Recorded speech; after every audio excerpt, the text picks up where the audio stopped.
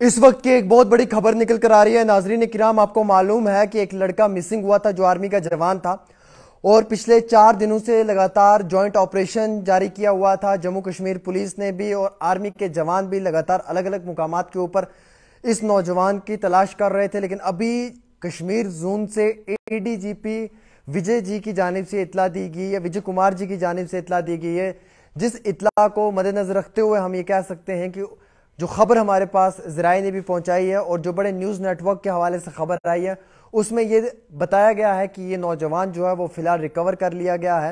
Anantnag hospital के अंदर इसका मेडिकल चेकअप हो रहा है और मेडिकल चेकअप होने के तुरंत बाद जो है वो इंट्रोगेशन भी स्टार्ट कर दिया जाएगा और इसमें तमाम सवालात होंगे, क्रॉस पोस्टिंग होगा, क्रॉस क्वेश्चनिंग होगा और इसमें तमाम चीज़ों को जानने की कोशिश की जाएगी। हालांकि इस नौजवान का नाम जावेद अहमद वानी है। ये आर्मी में पोस्टेड था लद्दाख के अंदर और लगातार ये आर्मी के अंदर काम कर रहा था। एक सोल्जर की हैसियत से ये वापस लौट कर घर आया था, उसके बाद मिसिंग था।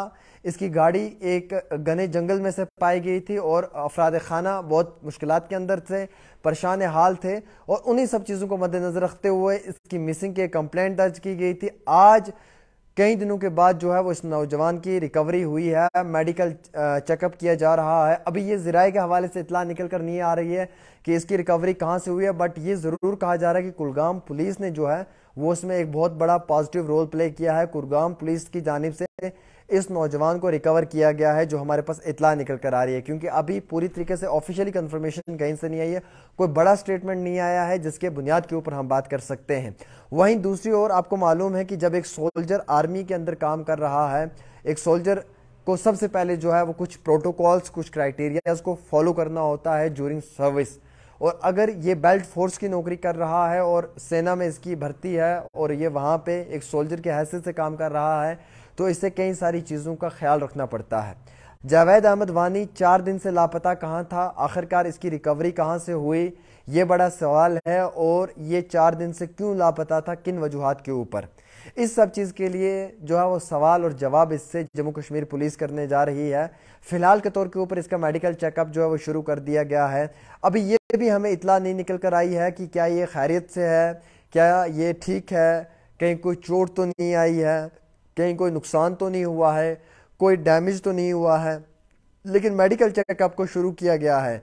किस हालत में इसे पाया है, क्या ये सही सलामती की हालत में इसे जो है वो पाया गया है या फिर कहीं ना कहीं ये जो नौजवान था ये बेहोशी की हालत में था। ये कई सारे बड़े सवाल हैं जिन पे एक क्रॉस क्वेश्चन भी किया जा सकता है और इसके ऊपर जो है वो जवाब अब जावेद अहमद वानी को देना। लेकिन अफराद खाना अपील कर रहे थे, कई दिनों से उनके वालिदैन बहुत ज़्यादा सोशल मीडिया पे, नेशनल मीडिया में आके रोना पीटना कर रहे थे शुरू। वो अपनी बात को आवाम तक पहुंचाने की कोशिश कर रहे थे, वो अपनी बात को हुकूमत हिंद तक पहुंचाने की कोशिश कर रहे थे और उनका ये मानना था कि ऐसे हालात के बीच में उनका अगर जवान बेटा घर से लापता हो गया है तो एक बहुत बड़ा परेशानी का सबब बन गया उनके लिए। और बने भी क्यों नहीं, जब जवान बेटा घर से लापता हो जाता है तो फिर हर माँ बाप की नींद जो है वो उड़ जाती है। और जावेद अहमद वानी के लापता होने के बाद उनके भी अफराद खाना की यही हालत हो गई थी।